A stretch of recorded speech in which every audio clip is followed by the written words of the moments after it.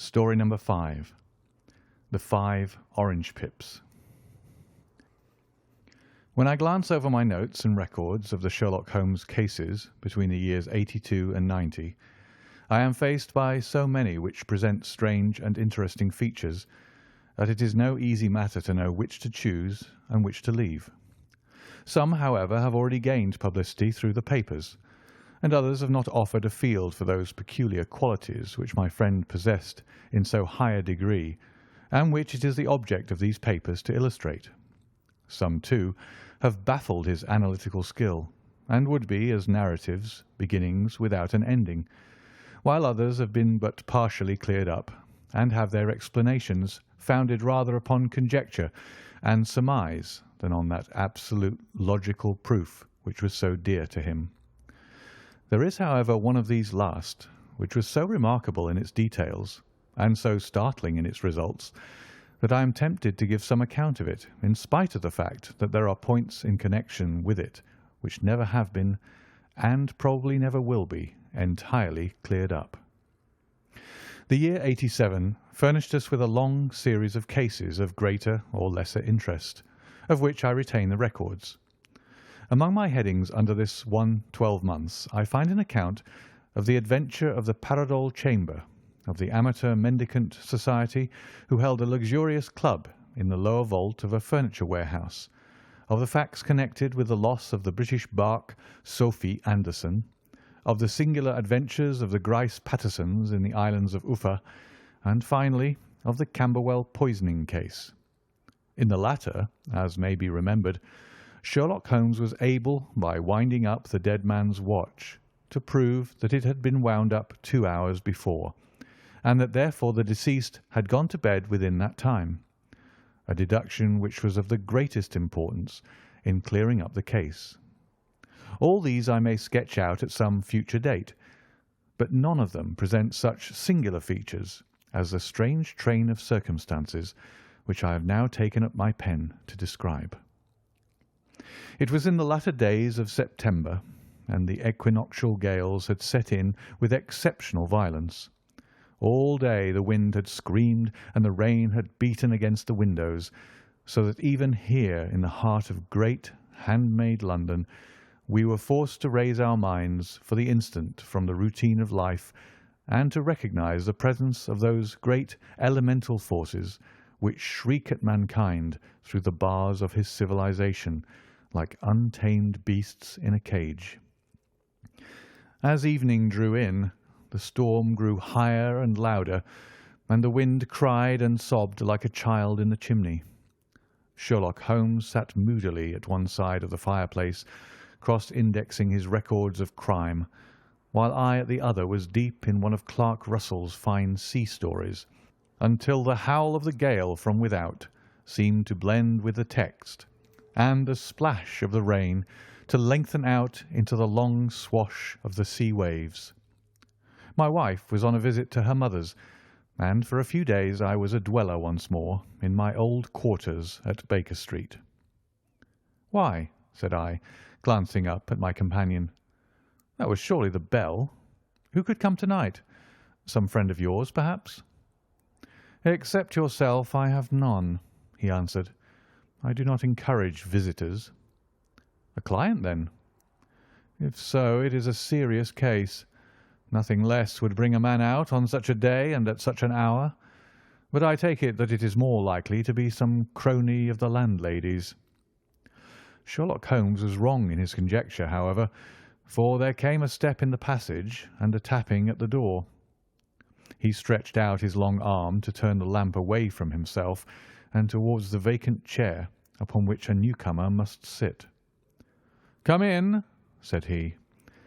The man who entered was young, some 22 at the outside, well groomed and trimly clad, with something of refinement and delicacy in his bearing. The streaming umbrella which he held in his hand and his long, shining waterproof told of the fierce weather through which he had come. He looked about him anxiously in the glare of the lamp, and I could see that his face was pale and his eyes heavy, like those of a man who is weighed down with some great anxiety. "I owe you an apology," he said, raising his gold pince-nez to his eyes. I trust that I'm not intruding. I fear that I have brought some traces of the storm and rain into your snug chamber." "Give me your coat and umbrella," said Holmes. "They may rest here on the hook and will be dry presently. You have come up from the south-west, I see." "Yes, from Horsham." "That clay and chalk mixture which I see upon your toe-caps is quite distinctive." "I have come for your advice." "That is easily got." "And help." "That is not always so easy." "I have heard of you, Mr. Holmes. I heard from Major Prendergast how you saved him in the Tankerville Club scandal." "Ah, of course. He was wrongfully accused of cheating at cards." "He said that you could solve anything." "He said too much." "That you are never beaten." "I have been beaten 4 times, 3 times by men, and once by a woman." "But what is that compared with the number of your successes?" "It is true that I have been generally successful." "Then you may be so with me." "I beg that you will draw your chair up to the fire and favour me with some details as to your case." "It is no ordinary one." "None of those which come to me are. I am the last court of appeal." "And yet I question, sir, whether in all your experience you have ever listened to a more mysterious and inexplicable chain of events than those which have happened in my own family." "You fill me with interest," said Holmes. "Pray give us the essential facts from the commencement, and I can afterwards question you as to those details which seem to me the most important." The young man pulled his chair up and pushed his wet feet out towards the blaze. "My name," said he, "is John Openshaw, but my own affairs have, as far as I can understand, little to do with this awful business. It is a hereditary matter, so in order to give you an idea of the facts, I must go back to the commencement of the affair. You must know that my grandfather had 2 sons, my uncle Elias and my father Joseph. My father had a small factory at Coventry, which he enlarged at the time of the invention of bicycling. He was a patentee of the Openshaw unbreakable tyre, and his business met with such success that he was able to sell it and to retire upon a handsome competence. My uncle Elias emigrated to America when he was a young man and became a planter in Florida, where he was reported to have done very well. At the time of the war he fought in Jackson's army, and afterwards under Hood, where he rose to be a colonel. When Lee laid down his arms, my uncle returned to his plantation, where he remained for 3 or 4 years. About 1869 or 1870 he came back to Europe and took a small estate in Sussex, near Horsham. He had made a very considerable fortune in the States, and his reason for leaving them was his aversion to the negroes and his dislike of the Republican policy in extending the franchise to them. He was a singular man, fierce and quick-tempered, very foul-mouthed when he was angry, and of the most retiring disposition. During all the years that he lived at Horsham, I doubt if ever he set foot in the town. He had a garden and 2 or 3 fields round his house, and there he would take his exercise, though very often for weeks on end he would never leave his room. He drank a great deal of brandy and smoked very heavily, but he would see no society and did not want any friends, not even his own brother. He didn't mind me. In fact, he took a fancy to me, for at the time when he saw me first I was a youngster of 12 or so. This would be in the year 1878, after he had been 8 or 9 years in England. He begged my father to let me live with him, and he was very kind to me in his way. When he was sober, he used to be fond of playing backgammon and draughts with me, and he would make me his representative both with the servants and with the tradespeople, so that by the time that I was 16 I was quite master of the house. I kept all the keys, and could go where I liked and do what I liked, so long as I did not disturb him in his privacy. There was one singular exception, however, for he had a single room, a lumber room up among the attics, which was invariably locked, and which he would never permit either me or anyone else to enter. With a boy's curiosity, I have peeped through the keyhole, but I was never able to see more than such a collection of old trunks and bundles as would be expected in such a room. One day, it was in March 1883, a letter with a foreign stamp lay upon the table in front of the colonel's plate. It was not a common thing for him to receive letters, for his bills were all paid in ready money, and he had no friends of any sort. "From India," said he, as he took it up. "Pondicherry postmark. What can this be?" Opening it hurriedly, out there jumped 5 little dried orange pips, which pattered down upon his plate. I began to laugh at this, but the laugh was struck from my lips at the sight of his face. His lip had fallen, his eyes were protruding, his skin the colour of putty, and he glared at the envelope which he still held in his trembling hand. "K, K, K!" he shrieked, and then, my God, my sins have overtaken me." "What is it, uncle?" I cried. "Death," said he, and rising from the table, he retired to his room, leaving me palpitating with horror. I took up the envelope and saw scrawled in red ink upon the inner flap, just above the gum, the letter K 3 times repeated. There was nothing else save the 5 dried pips. What could be the reason of his overpowering terror? I left the breakfast table, and as I ascended the stair, I met him coming down with an old rusty key which must have belonged to the attic in one hand, and a small brass box, like a cash box, in the other. "They may do what they like, but I'll checkmate them still," said he with an oath. "Tell Mary that I shall want a fire in my room to-day, and send down to Fordham the Horsham lawyer."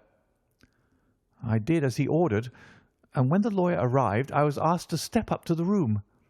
The fire was burning brightly, and in the grate there was a mass of black fluffy ashes as of burned paper, while the brass box stood open and empty beside it. As I glanced at the box I noticed with a start that upon the lid was printed the treble K which I had read in the morning upon the envelope. "I wish you, John," said my uncle, "to witness my will. I leave my estate, with all its advantages and all its disadvantages, to my brother, your father, whence it will no doubt descend to you. If you can enjoy it in peace, well and good. If you find you cannot, take my advice, my boy, and leave it to your deadliest enemy. I am sorry to give you such a two-edged thing, but I can't say what turn things are going to take. Kindly sign the paper where Mr. Fordham shows you." I signed the paper as directed, and the lawyer took it away with him. The singular incident made, as you may think, the deepest impression upon me, and I pondered over it and turned it every way in my mind without being able to make anything of it. Yet I could not shake off the vague feeling of dread which it left behind, though the sensation grew less keen as the weeks passed, and nothing happened to disturb the usual routine of our lives. I could see a change in my uncle, however. He drank more than ever, and he was less inclined for any sort of society. Most of his time he would spend in his room, with the door locked upon the inside, but sometimes he would emerge in a sort of drunken frenzy, and would burst out of the house and tear about the garden with a revolver in his hand, screaming out that he was afraid of no man, and that he was not to be cooped up like a sheep in a pen by man or devil. When these hot fits were over, however, he would rush tumultuously in at the door and lock and bar it behind him, like a man who can brazen it out no longer against the terror which lies at the roots of his soul. At such times I have seen his face, even on a cold day, glisten with moisture, as though it were new raised from a basin. Well, to come to an end of the matter, Mr. Holmes, and not to abuse your patience, there came a night when he made one of those drunken sallies from which he never came back. We found him, when we went to search for him, face downward in a little green-scummed pool, which lay at the foot of the garden. There was no sign of any violence, and the water was but 2 feet deep, so that the jury, having regard to his known eccentricity, brought in a verdict of suicide. But I, who knew how he winced from the very thought of death, had much ado to persuade myself that he had gone out of his way to meet it. The matter passed, however, and my father entered into possession of the estate, and of some £14,000 which lay to his credit at the bank. "One moment," Holmes interposed. "Your statement is, I foresee, one of the most remarkable to which I have ever listened. Let me have the date of the reception by your uncle of the letter, and the date of his supposed suicide." "The letter arrived on March 10th, 1883. His death was 7 weeks later, upon the night of May 2nd. "Thank you. Pray proceed." "When my father took over the Horsham property, he, at my request, made a careful examination of the attic, which had been always locked up. We found the brass box there, although its contents had been destroyed. On the inside of the cover was a paper label with the initials of K.K.K. repeated upon it, and letters, memoranda, receipts, and a register written beneath. These, we presume, indicated the nature of the papers which had been destroyed by Colonel Openshaw. For the rest, there was nothing of much importance in the attic, save a great many scattered papers and notebooks bearing upon my uncle's life in America. Some of them were of the war time, and showed that he had done his duty well, and had borne the repute of a brave soldier.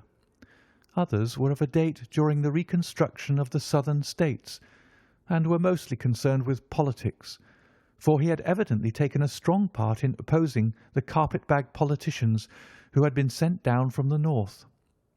Well, it was the beginning of '84 when my father came to live at Horsham, and all went as well as possible with us until the January of '85. On the 4th day after the New Year, I heard my father give a sharp cry of surprise as we sat together at the breakfast table. There he was, sitting with a newly opened envelope in one hand and 5 dried orange pips in the outstretched palm of the other one. He had always laughed at what he called my cock and bull story about the colonel, but he looked very scared and puzzled now that the same thing had come upon himself. "Why, what on earth does this mean, John?" he stammered. My heart had turned to lead. "It is K.K.K.," said I. He looked inside the envelope. "So it is," he cried. "Here are the very letters. But what is this written above them?" "Put the papers on the sundial," I read, peeping over his shoulder. "What papers? What sundial?" he asked. "The sundial in the garden. There is no other," said I. "But the papers must be those that are destroyed." "Pooh!" said he, gripping hard at his courage. "We are in a civilized land here, and we can't have tomfoolery of this kind. Where does the thing come from?" "From Dundee," I answered, glancing at the postmark. "Some preposterous practical joke," said he. "What have I to do with sundials and papers? I shall take no notice of such nonsense." "I should certainly speak to the police," I said. "And be laughed at for my pains? Nothing of the sort." "Then let me do so." "No, I forbid you. I won't have a fuss made about such nonsense." It was in vain to argue with him, for he was a very obstinate man. I went about, however, with a heart which was full of forebodings. On the 3rd day after the coming of the letter, my father went from home to visit an old friend of his, Major Freebody, who is in command of one of the forts upon Portsdown Hill. I was glad that he should go, for it seemed to me that he was farther from danger when he was away from home. In that, however, I was in error. Upon the 2nd day of his absence, I received a telegram from the Major imploring me to come at once. My father, had fallen over one of the deep chalk pits which abound in the neighbourhood, and was lying senseless with a shattered skull. I hurried to him, but he passed away without having ever recovered his consciousness. He had, as it appears, been returning from Fareham in the twilight, and as the country was unknown to him and the chalk pit unfenced, the jury had no hesitation in bringing in a verdict of death from accidental causes. Carefully, as I examined every fact connected with his death, I was unable to find anything which could suggest the idea of murder.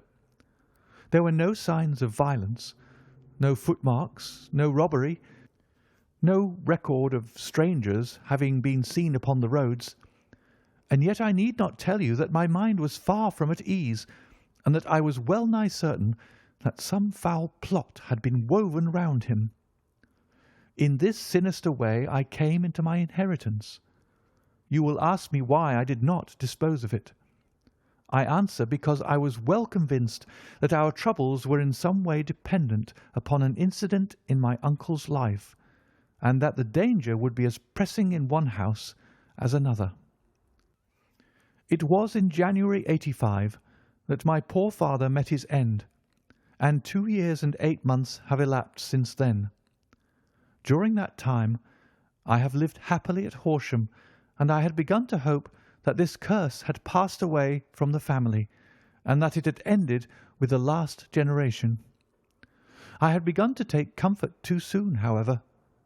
Yesterday morning the blow fell in the very shape in which it had come upon my father. The young man took from his waistcoat a crumpled envelope, and turning to the table he shook out upon it 5 little dried orange pips. "This is the envelope," he continued. "The postmark is London, Eastern Division. Within are the very words which were upon my father's last message, K, K, K. And then put the papers on the sundial." "What have you done?" asked Holmes. "Nothing." "Nothing?" "To tell the truth," he sank his face into his thin white hands, "I have felt helpless. I have felt like one of those poor rabbits when the snake is writhing towards it. I seem to be in the grasp of some resistless, inexorable evil which no foresight and no precautions can guard against." "Tut, tut!" cried Sherlock Holmes. "You must act, man, or you are lost. Nothing but energy can save you. This is no time for despair." "I have seen the police." "Ah!" "But they listened to my story with a smile. I am convinced that the inspector has formed the opinion that the letters are all practical jokes, and that the deaths of my relations were really accidents, as the jury stated, and were not to be connected with the warnings." Holmes shook his clenched hands in the air. "Incredible imbecility!" he cried. "They have, however, allowed me a policeman, who may remain in the house with me." "Has he come with you tonight?" "No, his orders were to stay in the house." Again Holmes raved in the air. "Why did you come to me?" he cried. "And above all, why did you not come at once?" "I did not know. It was only to-day that I spoke to Major Prendergast about my troubles, and was advised by him to come to you." "It is really 2 days since you had the letter. We should have acted before this. You have no further evidence, I suppose, than that which you have placed before us? No suggestive detail which might help us?" "There is one thing," said John Openshaw. He rummaged in his coat pocket, and drawing out a piece of discoloured blue-tinted paper, he laid it out upon the table. "I have some remembrance," said he, "that on the day when my uncle burned the papers, I observed that the small unburned margins which lay amid the ashes were of this particular colour. I found this single sheet upon the floor of his room, and I am inclined to think that it may be one of the papers which has, perhaps, fluttered out from among the others, and in that way has escaped destruction. Beyond the mention of pips, I do not see that it helps us much. I think myself that it is a page from some private diary. The writing is undoubtedly my uncle's." Holmes moved the lamp, and we both bent over the sheet of paper, which showed by its ragged edge that it had indeed been torn from a book.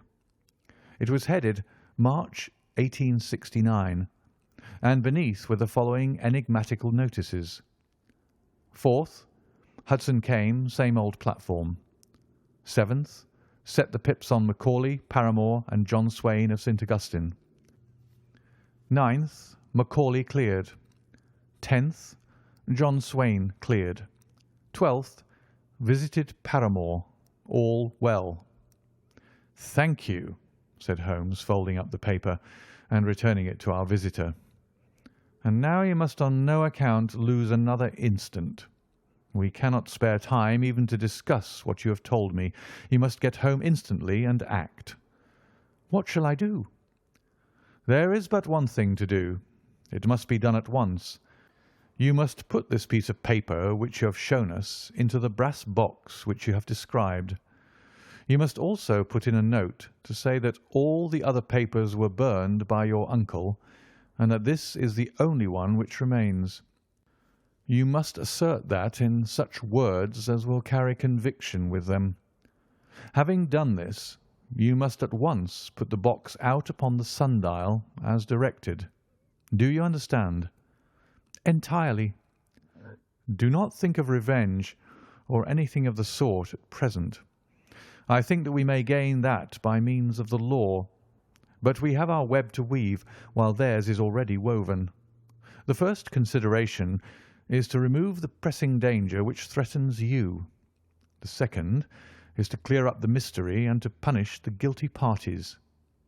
"I thank you," said the young man, rising and pulling on his overcoat. "You have given me fresh life and hope. I shall certainly do as you advise." "Do not lose an instant, and above all take care of yourself in the meanwhile, for I do not think that there can be a doubt that you are threatened by a very real and imminent danger. How do you go back?" "By train from Waterloo." "It is not yet 9. The streets will be crowded, so I trust that you may be in safety. And yet you cannot guard yourself too closely." "I am armed." "That is well. Tomorrow I shall set to work upon your case." "I shall see you at Horsham, then?" "No. Your secret lies in London. It is there that I shall seek it."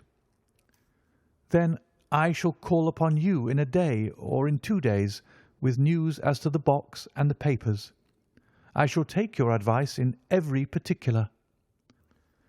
He shook hands with us and took his leave. Outside the wind still screamed and the rain splashed and pattered against the windows. This strange, wild story seemed to have come to us from amid the mad elements, blown in upon us like a sheet of seaweed in a gale, and now to have been reabsorbed by them once more. Sherlock Holmes sat for some time in silence, with his head sunk forward and his eyes bent upon the red glow of the fire. Then he lit his pipe, and leaning back in his chair, he watched the blue smoke rings as they chased each other up to the ceiling. "I think, Watson," he remarked at last, "that of all our cases we have had none more fantastic than this. Save perhaps the sign of 4. Well, yes, save perhaps that. And yet this John Openshaw seems to me to be walking amid even greater perils than did the Sholtos." "But have you," I asked, "formed any definite conception as to what these perils are?" "There can be no question as to their nature," he answered. "Then what are they? Who is this K., and why does he pursue this unhappy family?" Sherlock Holmes closed his eyes and placed his elbows upon the arms of his chair with his finger-tips together. "The ideal reasoner," he remarked, "would, when he had once been shown a single fact in all its bearings, deduce from it not only the chain of events which led up to it, but also all the results which would follow from it. As Cuvier could correctly describe a whole animal, by the contemplation of a single bone. So the observer, who has thoroughly understood one link in a series of incidents, should be able to accurately state all the other ones, both before and after. We have not yet grasped the results which the reason alone can attain to. Problems may be solved in the study which have baffled all those who have sought a solution by the aid of their senses. To carry the art, however, to its highest pitch, it is necessary that the reasoner should be able to utilize all the facts which have come to his knowledge, and this in itself implies, as you will readily see, a possession of all knowledge, which, even in these days of free education and encyclopedias, is a somewhat rare accomplishment. It is not so impossible, however, that a man should possess all knowledge which is likely to be useful to him in his work, and this I have endeavoured in my case to do. If I remember rightly, you, on one occasion, in the early days of our friendship, defined my limits in a very precise fashion. Yes, I answered, laughing. It was a singular document. Philosophy, astronomy, and politics were marked at 0, I remember. Botany variable, geology profound as regards the mudstains from any region within 50 miles of town, chemistry eccentric, anatomy unsystematic, sensational literature and crime records unique, violin player, boxer, swordsman, lawyer, and self-poisoner by cocaine and tobacco. Those, I think, were the main points of my analysis. Holmes grinned at the last item. Well, he said, I say now, as I said then, that a man should keep his little brain attic stocked with all the furniture that he is likely to use, and the rest he can put away in the lumber room of his library, where he can get at it if he wants it. Now, for such a case as the one which has been submitted to us tonight, we need certainly to muster all our resources. Kindly hand me down the letter K of the American Encyclopedia, which stands upon the shelf beside you. Thank you. Now, let us consider the situation and see what may be deduced from it. In the first place, we may start with a strong presumption that Colonel Openshaw had some very strong reason for leaving America. Men at his time of life do not change all their habits and exchange willingly the charming climate of Florida for the lonely life of an English provincial town. His extreme love of solitude in England suggests the idea that he was in fear of someone or something, so we may assume as a working hypothesis that it was fear of someone or something which drove him from America. As to what it was he feared, we can only deduce that by considering the formidable letters which were received by himself and his successors. Did you remark the postmarks of those letters? The first was from Pondicherry, the second from Dundee, and the third from London. From East London. What do you deduce from that? They're all seaports. That the writer was on board of a ship. Excellent. We have already a clue. There can be no doubt that the strong probability, is that the writer was on board of a ship. And now let us consider another point. In the case of Pondicherry, 7 weeks elapsed between the threat and its fulfilment. In Dundee it was only some 3 or 4 days. Does that suggest anything? A greater distance to travel? But the letter had also a greater distance to come. Then I do not see the point. There is at least a presumption that the vessel in which the man or men are is a sailing ship. It looks as if they always send their singular warning or token before them when starting upon their mission. You see how quickly the deed followed the sign when it came from Dundee. If they had come from Pondicherry in a steamer, they would have arrived almost as soon as their letter. But as a matter of fact, 7 weeks elapsed. I think that those 7 weeks represented the difference between the mail boat which brought the letter and the sailing vessel which brought the writer. It is possible, More than that, it is probable. And now you see the deadly urgency of this new case, and why I urged young Openshaw to caution. The blow has always fallen at the end of the time which it would take the senders to travel the distance. But this one comes from London, and therefore we cannot count upon delay." "Good God!" I cried. "What can it mean, this relentless persecution?" "The papers which Openshaw carried are obviously of vital importance to the person or persons in the sailing ship. I think that it is quite clear that there must be more than one of them. A single man could not have carried out 2 deaths in such a way as to deceive a coroner's jury. There must have been several in it, and they must have been men of resource and determination. Their papers they mean to have, be the holder of them who it may. In this way, you see, KKK ceases to be the initials of an individual and becomes the badge of a society." "But of what society?" "Have you never," said Sherlock Holmes, bending forward and sinking his voice, "have you never heard of the Ku Klux Klan?" "I never have." Holmes turned over the leaves of the book upon his knee. "Here it is," said he presently. "Ku Klux Klan, a name derived from the fanciful resemblance to the sound produced by cocking a rifle. This terrible secret society was formed by some ex-Confederate soldiers in the Southern States after the Civil War, and it rapidly formed local branches in different parts of the country, notably in Tennessee, Louisiana, the Carolinas, Georgia, and Florida. Its power was used for political purposes, principally for the terrorizing of the Negro voters and the murdering and driving from the country of those who were opposed to its views. Its outrages were usually preceded by a warning sent to the marked man in some fantastic but generally recognized shape: a sprig of oak leaves in some parts, melon seeds or orange pips in others. On receiving this, the victim might either openly abjure his former ways, or might fly from the country. If he braved the matter out, death would unfailingly come upon him, and usually in some strange and unforeseen manner.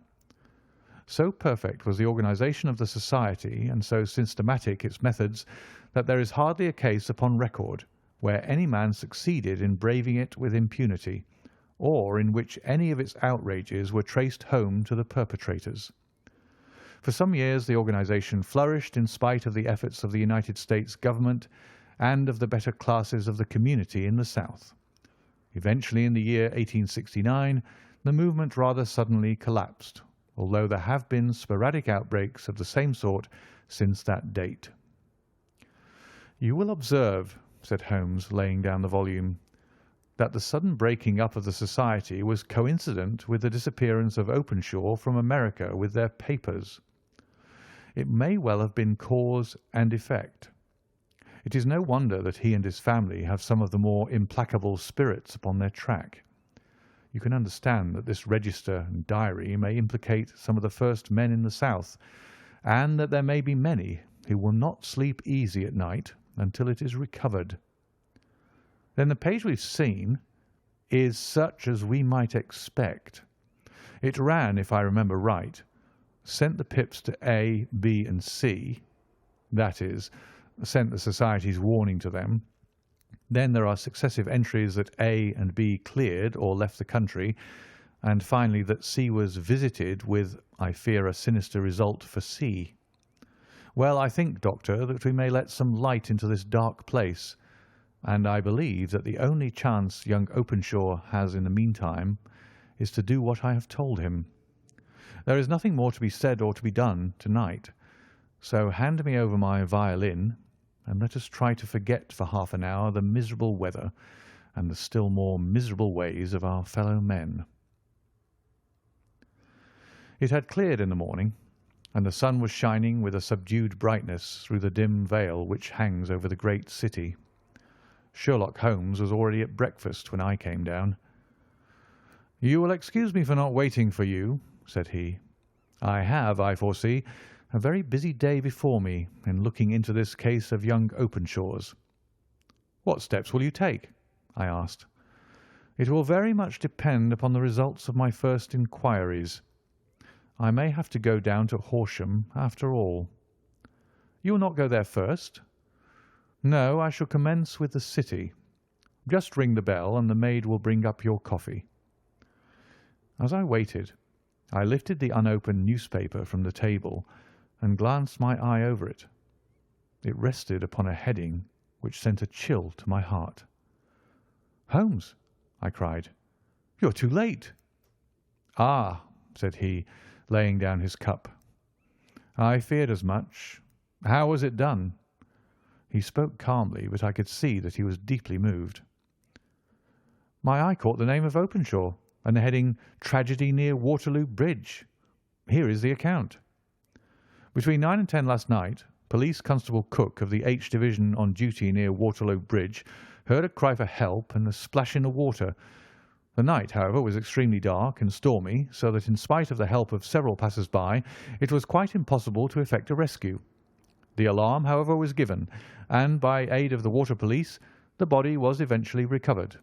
It proved to be that of a young gentleman whose name, as it appears from an envelope which was found in his pocket, was John Openshaw, and whose residence is near Horsham. It is conjectured that he may have been hurrying down to catch the last train from Waterloo Station, and that in his haste and the extreme darkness he missed his path and walked over the edge of one of the small landing places for river steamboats. The body exhibited no traces of violence, and there can be no doubt that the deceased had been the victim of an unfortunate accident, which should have the effect of calling the attention of the authorities to the condition of the riverside landing stages." We sat in silence for some minutes, Holmes more depressed and shaken than I had ever seen him. "That hurts my pride, Watson," he said at last. "It is a petty feeling, no doubt, but it hurts my pride. It becomes a personal matter with me now, and if God sends me health, I shall set my hand upon this gang.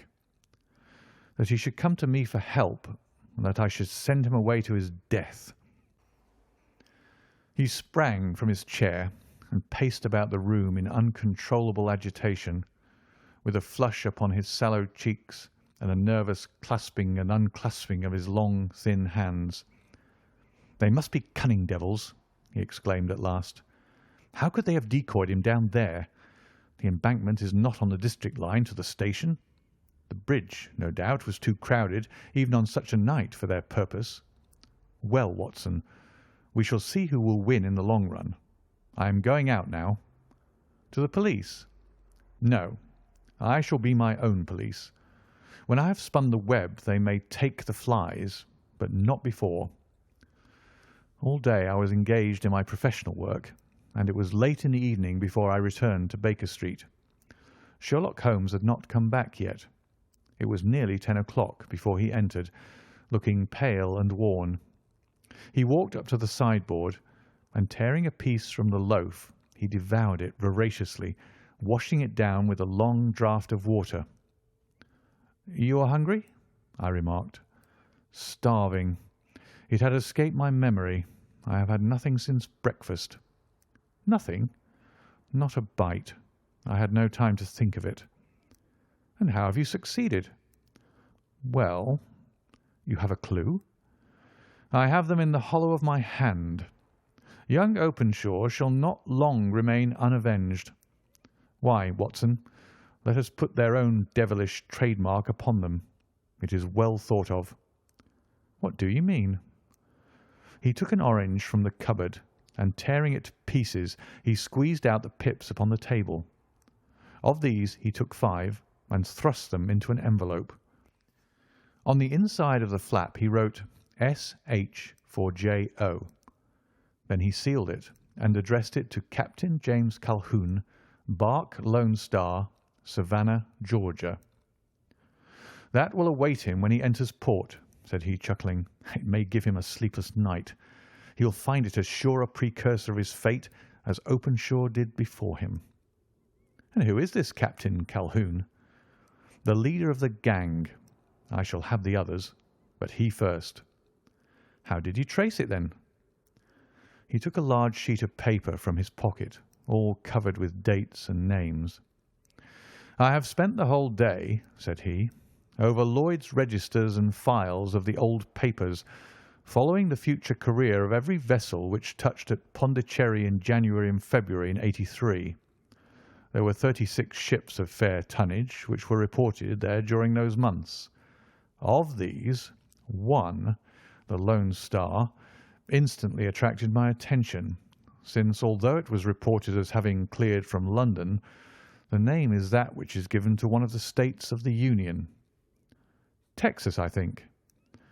I was not, and am not sure which, but I knew that the ship must have an American origin. What then?